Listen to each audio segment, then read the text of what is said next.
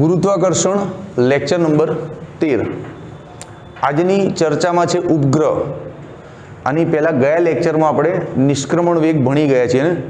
નિષ્ક્રમણ વેગનું થોડુંક એક rapid revision આપી દઉં જેથી તમારે કોઈને મગજમાં ધૂળ જામી હોય તો દૂર થઈ જાય, કેમ કે ગેપ પડી ગયો। નિષ્ક્રમણ વેગનો લેક્ચર આપ્યો એને 10 દિવસ થઈ ગયા, પછી રજા આવી ગઈ તમારે ને ફિઝિક્સમાં। તો નિષ્ક્રમણ વેગ ઉપર એક રેપિડ રિવિઝન।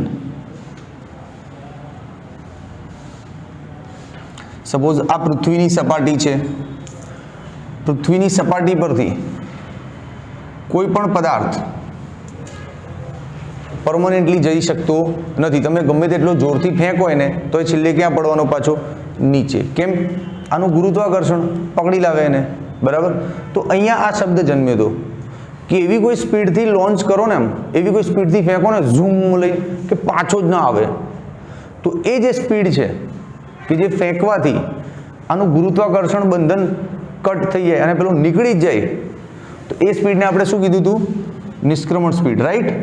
અને પૃથ્વીની સપાટી પર કોઈ પદાર્થને પરમનન્ટલી ફેંકી દેવો હોય અહીંથી બહાર, તો નિષ્ક્રમણ ઝડપની વેલ્યુ કેટલી હતી? કોઈને ખ્યાલ છે? હા, 11.2 કિલોમીટર પર સેકન્ડ। આ સ્પીડથી ફેંકો એટલે પદાર્થ પાછો આવે જ નહીં। આ સ્પીડથી ફેંકો એટલે પદાર્થ પાછો આવે જ નહીં। અને આનું સૂત્ર બી હતું, આપણે કિંમત સૂત્રમાંથી લાવ્યા હતા, યાદ છે કોઈને? વેરી ગુડ, √2 GME/RE આ સૂત્ર હતું। જો કે આ સૂત્રમાં G, ME, RE આ બધી કિંમતો મૂકો એટલે છેલ્લે જવાબ આપણો 11.2 આવી જાય છે, રાઈટ? ક્લિયર ને? તો પૃથ્વીના ગુરુત્વાકર્ષણમાંથી પરમનન્ટલી છટકી જવું હોય અને ઝૂમ જતું જ રહેવું છે તો આટલી સ્પીડથી તમારે લોન્ચ થવું પડે તો તમે જઈ શકો। ક્લિયર? પણ આ સ્પીડ છે ને ઓન પેપર આવે છે આવો જવાબ, ઓન પેપર। ટેકનિકલી જોવા જાવ તો તમને રસ્તામાં હવાના અવરોધને બધું બહુ નડે, તો હજી વધારે તાકાત જોઈએ। એટલે આપણે 11.2 તો એકદમ જેન્યુઇન સ્પીડ છે, આદર્શ છે, એવું નહીં, વધારે રાખવાની સ્પીડ। તો રસ્તામાં હવાનો અવરોધ કેવું કંઈ નડતું હોય ને તે ત્યાં બી આપણે લડી શકીએ। ક્લિયર? તો આપણે 11.4 કે 11.5થી ફેંકવાનો, જો સાયન્ટિસ્ટ બની જઈએ અને આપણને કોઈ એમ કહે કે આ પથ્થરો ફેંકી દો આનંદમાં, તે ટાઈમ આપણે યાદ રાખજો સોહમ સરનું વાક્ય, શું સ્પીડ આપવાની? 11.5, 6, અરે 12 આપો ને, જલસા। ક્યાંય કંઈ ખૂટશે જ નહીં, સીધો અનંત જ, પછી ક્યારે આવશે જ નહીં। ક્લિયર?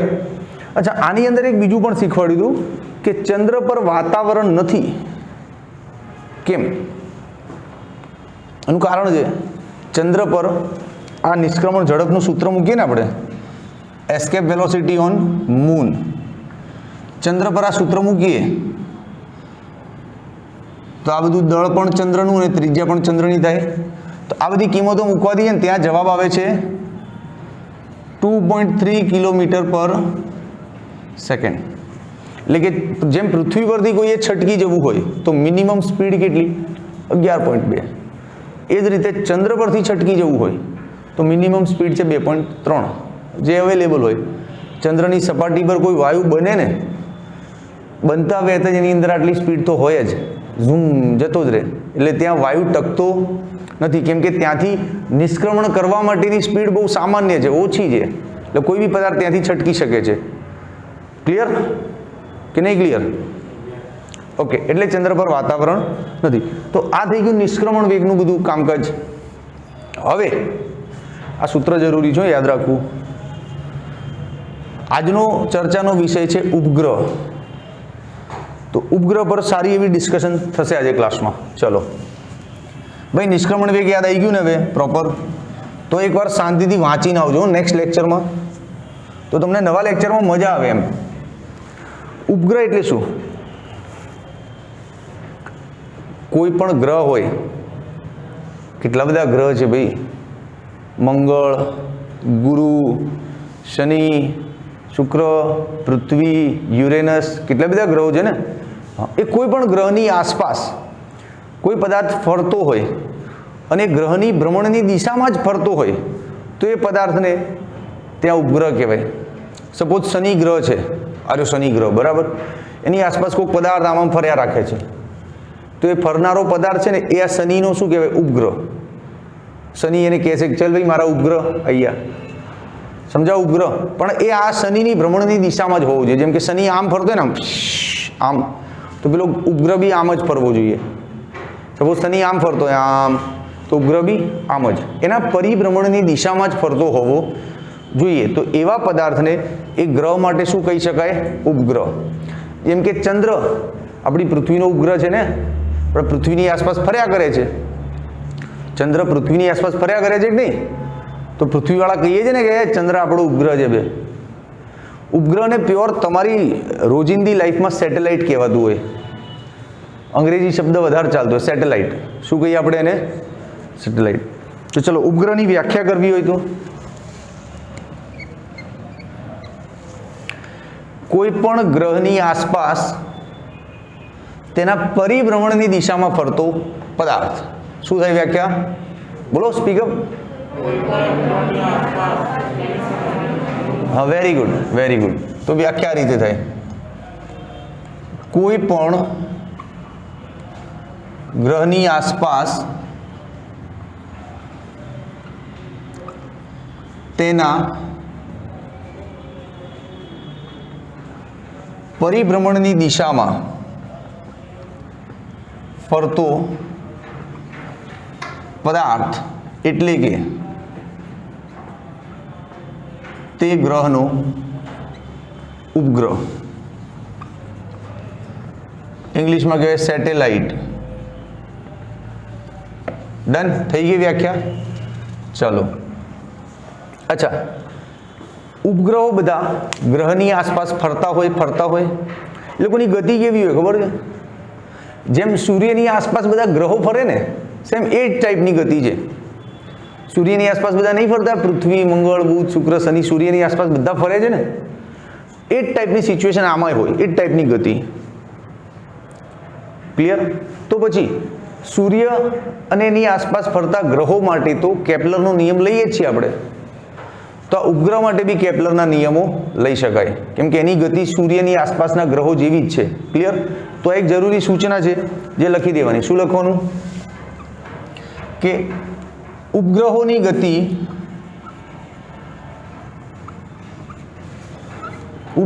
ગતિ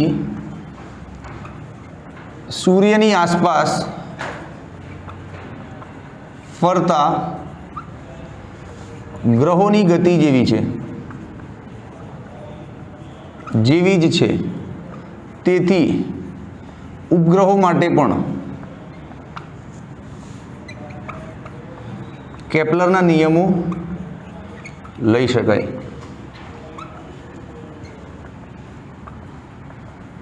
ડન. ચલો ભાઈ, હવે બહારની વાતો બહુ થઈ.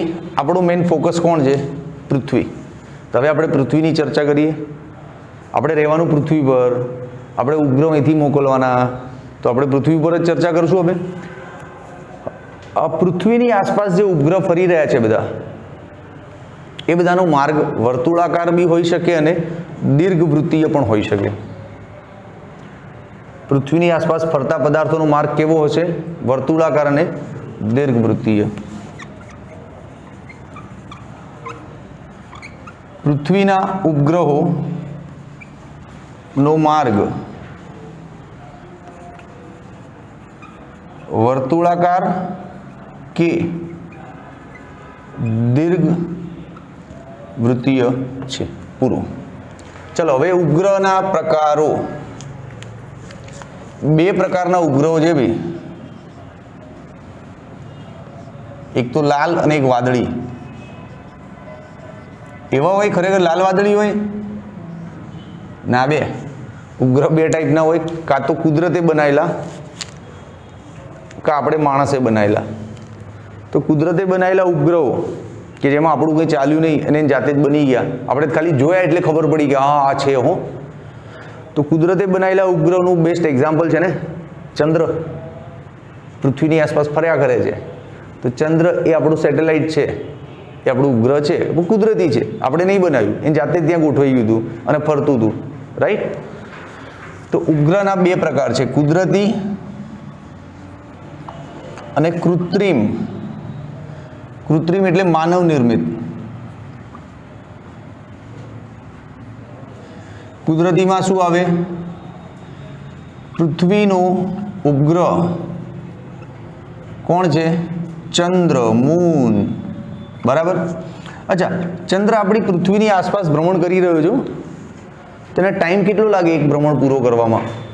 ક્યાંય ભણ્યા છો 8મા 9મામાં? કોઈ આઈડિયા કે પૃથ્વીની આસપાસ ચંદ્ર આમ એક આંટો પૂરો કરે તેમાં ટાઈમ કેટલો લાગે એને? લગભગ 1 મહિનો. લગભગ 1 મહિનો. અને એક્ઝેક્ટ સચોટ આન્સર જોતો હોય ને તો 27.3 દિવસ લાગે. આપણે એને આવર્તકાળ બી કહીએ ને. એક ભ્રમણ પૂરું કરવામાં જે ટાઈમ લાગતો એને આપણે શું કહેતા હોઈએ? આવર્તકાળ. તો આટલો આવર્તકાળ છે. આટલા ટાઈમમાં ચંદ્ર છે ને પૃથ્વીની આસપાસ આખું એક રાઉન્ડ મારી જ લે. ક્લિયર કે નહીં ક્લિયર? ઓકે. એ જ રીતે ગુરુને પણ ઘણા બધા ઉપગ્રહો છે. હવે તમારી જવાબદારી છે કે દુનિયાભરનું જ્ઞાન ઇન્ટરનેટ પર પડ્યું છે, દુનિયાભરની ઇન્ફોર્મેશન અવેલેબલ છે. ગુરુને કયા કયા ઉપગ્રહો છે શોધી લાવો અને નેક્સ્ટ લેક્ચરમાં ક્લાસમાં ડિસ્કસ કરો મારી જોડે કે સર પૃથ્વીનો તો ઉપગ્રહ ચંદ્ર છે પણ ગુરુના ઉપગ્રહ કોણ કોણ છે? તેવા ઉપગ્રહના નામ 2-4 જાણી લાવજો. તમારી માટે છોડું છું આ પોઈન્ટ. બરાબર. ગુરુના ઉપગ્રહો કયા કયા છે? ડન. ચલો હવે માનવ નિર્મિત ઉપગ્રહોની વાત કરીએ. તો માનવ નિર્મિત ઉપગ્રહો સૌ પ્રથમ કોઈને આઈડિયા? તમે લોકો 8મા 9મામાં કંઈ રિલેવન્ટ વાંચ્યું નહીં હોય ક્યારે બ્રહ્માંડ વિશે? રશિયા 1957 આપણો દેશ આઝાદ થયો ને 1947માં, એના 10 વર્ષ પછીની જ વાત છે. રશિયા એણે સૌ પ્રથમ ઉપગ્રહ તરતો મૂક્યો હતો. એનું નામ હતું સ્પુટનિક. શું નામ હતું? સ્પુટનિક. એટલે માનવ નિર્મિત ઉપગ્રહોમાં સૌ પ્રથમ ક્રેડિટ જાય છે રશિયાને. સૌ પ્રથમ રશિયાના વૈજ્ઞાનિકોએ મૂક્યો, એનું નામ છે સ્પુટનિક. અને ક્યારે મૂક્યો? 1957માં. ક્લિયર? અચ્છા, આપણા દેશનો વારો આવ્યો. આપણા દેશે મૂક્યા કોઈ દાડ? અરે મૂક્યા ને. આપણા દેશે તો આર્યભટ્ટ, ઇન્સેટ શ્રેણી 1, 2, 3, ઇન્સેટ 1, ઇન્સેટ 2 ઘણા બધા મૂક્યા. પણ આપણું સ્ટાર્ટિંગ થયું 1975. લગભગ 19 એપ્રિલ 1975માં પહેલો ઉપગ્રહ આપણે છોડ્યો હતો આર્યભટ્ટ. 19 એપ્રિલ 1975 ડેટ તોય તમે ક્લેરિટીથી ચોપડી વાંચી લેજો. 1975 મને યાદ છે એક્ઝેક્ટલી. 1975માં ભારત દેશમાંથી આ ઉપગ્રહ તરતો મૂકવામાં આવ્યો હતો આર્યભટ્ટ. અને ત્યારબાદ ઇન્સેટ શ્રેણીના ઘણા ઉપગ્રહો આપણે તરતા મૂક્યા છે. ક્લિયર? તો જો ઉપગ્રહ પર એક્ઝામમાં પ્રશ્ન પૂછાય 2 માર્ક્સનો તો તમે આવું બધું લખી શકો. તમારા 2 માર્ક્સ રોકડા. ઓકે. ઉપગ્રહનું ઇન્ટ્રોડક્શન અને એના 2 પ્રકાર. બોલો, કોઈ તકલીફ? કોઈ ડાઉટ હોય તો પૂછી લો. ઓકે, ચલો હવે નેક્સ્ટ પ્રશ્ન તરફ જઈએ. ઉપગ્રહ માટે કક્ષીય ઝડપનું સૂત્ર. જો ભાઈ સાયન્સ હોય ને એટલે આ બધા પ્રશ્નો મગજમાં થવા જોઈએ તો સાયન્સમાં આપણો રસ પેદા થાય. હું તમને ક્યારનો ઉપગ્રહ ભણાવી રહ્યો છું કે પૃથ્વીની આસપાસ ફરતું હોય કંઈક એને ઉપગ્રહ કહેવાય. પછી ત્યાં મૂકવા જવું હોય તો એને કંઈક એવી સ્પીડ આપવી પડે કે સ્પીડ આપો ને તો જ એ ફરે, નહીં તો હેઠો પડે, બીજે ક્યાંક છટકી જાય અનંતમાં જતો રહે. ત્યાં જ ફર્યા રાખે વર્ષો સુધી. તો એની માટે કોઈક ચોક્કસ સ્પીડ હોય. આવા બધા પ્રશ્નો થવા જોઈએ મગજમાં. પછી આવો બી પ્રશ્ન થવો જોઈએ કે હું ઉપગ્રહ ત્યાં તરતો મૂકી દઉં, આમ ત્યાં કોઈ સપોર્ટ તો છે નહીં, આપણે કંઈ દોરડું તો બાંધવાના નથી, તો એની જાતે કેમ ફરતો હશે? આરો સમજો શું સિચ્યુએશન થાય છે. કોઈ પદાર્થને જઈને હવામાં તરતો જ મૂકવાનો છે, પૃથ્વીથી ઉપર ઉડી જાઓ, ઝૂમ ત્યાં જઈને મૂકી આવો, વરસ પછી જઈને જોશો ને ત્યાં જ ફરતો હશે આમાં ગોળ ગોળ ગોળ ગોળ. તો આવું જાદુ કેમ ન થાય? તો ઇટ ઇઝ લાઈક અ ચમત્કાર એમ. તો આવા બધા પ્રશ્નો આપણને મગજમાં થવા જોઈએ. જ્યારે આપણે ફિઝિક્સ શીખવા બેઠા હોય ને ત્યારે આ બધા પ્રશ્નો થવા જોઈએ કે જાતે કેમ ન ફરતો હશે. તો એ બધું અહીંયા જે થિયરીમાં તમે શીખશો. ક્લિયર? અચ્છા, બીજું એક કેવી તો શું મિનિમમ સ્પીડથી એને ત્યાં મૂકવું કે ફર્યા કરે એમ. તો એ સ્પીડને કહેવાય એનો કક્ષીય વેગ અથવા કક્ષીય ઝડપ. આવા ઘણા બધા પ્રશ્નોનું આજે આપણે નિદાન કરશું. બરાબર. સૌ પહેલાં તો સિચ્યુએશન ઇમેજિન કરીએ. પૃથ્વી દોરી નાખીએ એકાદી. જો ચિત્ર કંઈ ગોખવાના નહીં હોતા ફિઝિક્સમાં યાર. પૃથ્વી દોરો, એની આસપાસ કોઈક પદાર્થને દોરો. આ પૃથ્વી છે ને પેલાને શું નામ આપીશું? ઉપગ્રહ. કંઈક ડિસ્ટન્સ રાખજો થોડું ઘણું દોરવામાં. બરાબર. ચલો તો અહીંયા દોરો પૃથ્વી. આ રહી પૃથ્વી. પૃથ્વીની ત્રિજ્યા શું હશે? આરી. શું હશે? આરી. પૃથ્વીનું બધું જ દળ ક્યાં હશે? એના કેન્દ્ર પર હશે ને. આમ પૃથ્વીનું સમગ્ર દળ ક્યાં કેન્દ્રિત હોય? એના કેન્દ્ર પર. હવે પૃથ્વીની સપાટીથી થોડાક ઉપર જાઓ આમ, અહીંયા ક્યાંક ઉપગ્રહ તમારે મૂકવાનો આમ. પછી એ ઉપગ્રહ શું કરશે? આમ ફર્યા કરશે, પૃથ્વીની આસપાસ ફર્યા જ કરશે ને. હા, સિમ્પલ. અચ્છા, આ ડિસ્ટન્સને h નામ આપો, હાઇટને. પૂરું. તો આ એક કાલ્પનિક ચિત્ર દોર્યું. હવે આની વિશે પોઈન્ટ લખવાનું ચાલુ કરી દો. શું દોર્યું તમે? આકૃતિમાં દર્શાવ્યા મુજબ પૃથ્વીનું દળ શું છે? એમી. પૃથ્વીની ત્રિજ્યા શું છે? આરી. લખો. આકૃતિમાં દર્શાવ્યા મુજબ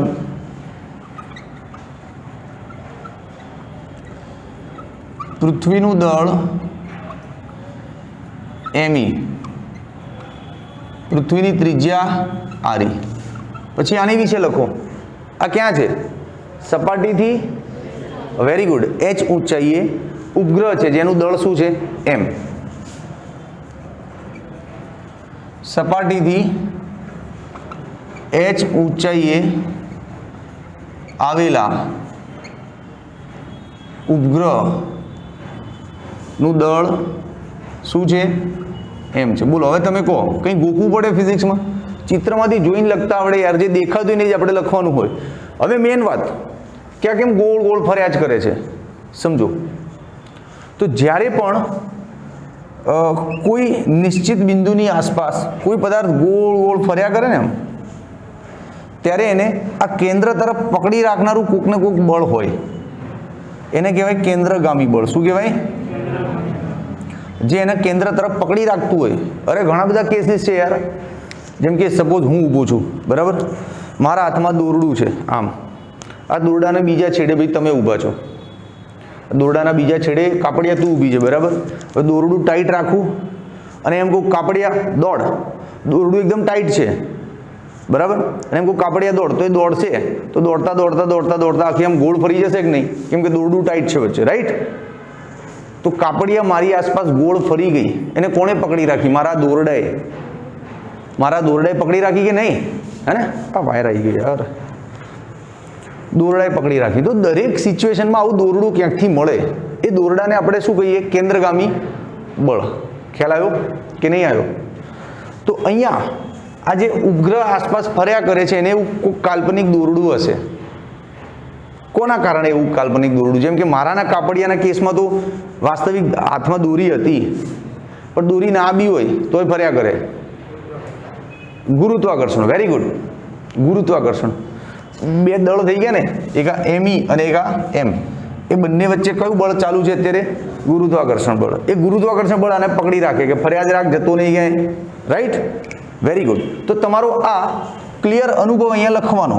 શું લખવાનું?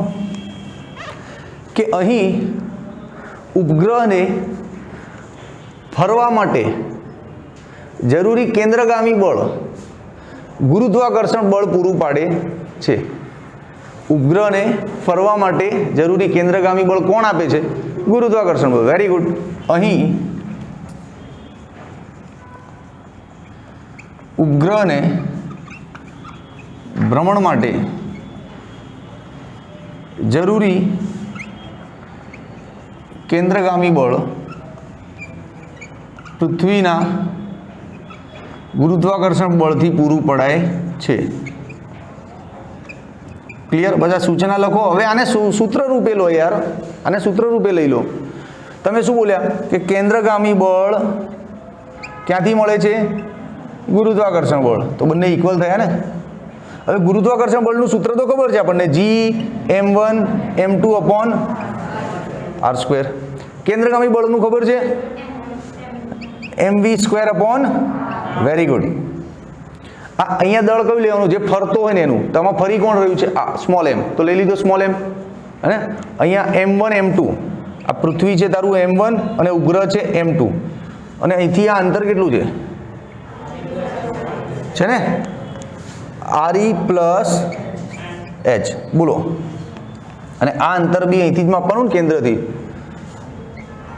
re પ્લસ h બોલો કોઈ તકલીફ છે કે નહીં ઇઝી ફોર્મેટ ખાલી એના સાયન્સને સમજવું પડે કે એની અંદર શું ફિઝિક્સ છે એ સમજાય ને એટલે અહીંયા સૂત્ર ચાલુ પડી જાય તરત મેથેમેટિકલ સ્ટેપ તરત ચાલુ થઈ જાય ચલો એક એક દળને કેન્સલ કરો ડન અચ્છા હવે આ ઉપગ્રહ કક્ષામાં ફરે છે ને તો કક્ષીય ઝડપને આપણે શું કહીએ છીએ ઓર્બિટલ વેલોસિટી અથવા તો ઓર્બિટલ સ્પીડ તો ઓર્બિટલ છે એટલે અહીંયા સિમ્બોલ કરી દો ઓ એટલે ખબર પડે કે આ કક્ષામાં ફરવાની ઝડપ છે રાઈટ માટે vo square is equals to gme upon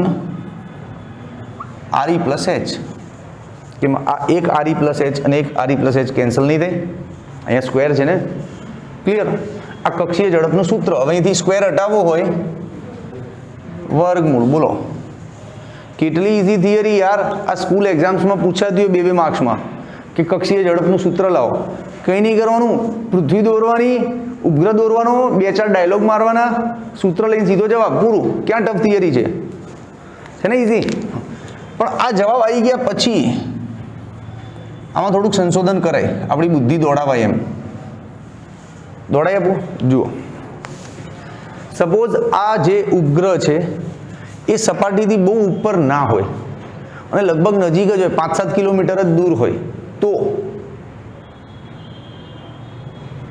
कुछ आइडिया आ रहा है क्या बोल रहा हूँ हाल तमे एवं धार्यु छे कि आ उपग्रह सपाटीथी h ऊंचाईए छे बहु दूर हशे पण सपोज एकदम नजीक आई जाए तो पछी आ h नु माप कई गणाय नहीं तो ए टाइम h ने अवगणी शकाय ने h बहु नानु थई जाय ने तो एक आ ऑप्शन आपी दो जो उपग्रह सपाटीनी अत्यंत नजीक होय